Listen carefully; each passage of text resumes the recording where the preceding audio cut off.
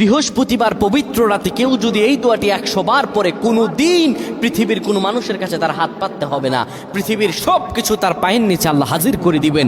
দারিদ্রতা থেকে মুক্তি দান করবেন, বিপদ আপদ থেকে মুক্তি দান করবেন, তার সম্মানকে সুউচ্চতা দান করবেন, অসুস্থতা থেকে দূরে রাখবেন, আল্লাহর অশেষ দয়া ও রহম তাকে দান করে দিবেন। সুবহানাল্লাহ।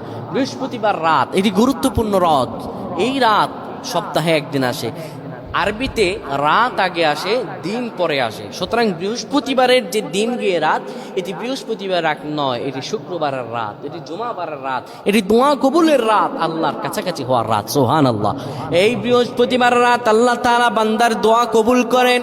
কেউ যদি বৃহস্পতিবার রাতে ঈশা নামাজের পরে পবিত্র হয়ে ইয়া হাইয়ু ইয়া হাইয়ু ইয়া হাইয়ু ইয়া রফিয়ু ইয়া রফিয়ু ইয়া রফিয়ু এই দোয়াগুলো পড়তে পারে 100 বার, আল্লাহ রব্বুল আলামিন তার মর্যাদা বৃদ্ধি করে দিবেন, তার জীবনটাকে আমার আল্লাহ সুন্দরভাবে সাজিয়ে দিবেন, বিপদ আপদ বালা মুসিবতগুলো আমার রব্বুল আলামিন দূর করে দিবে।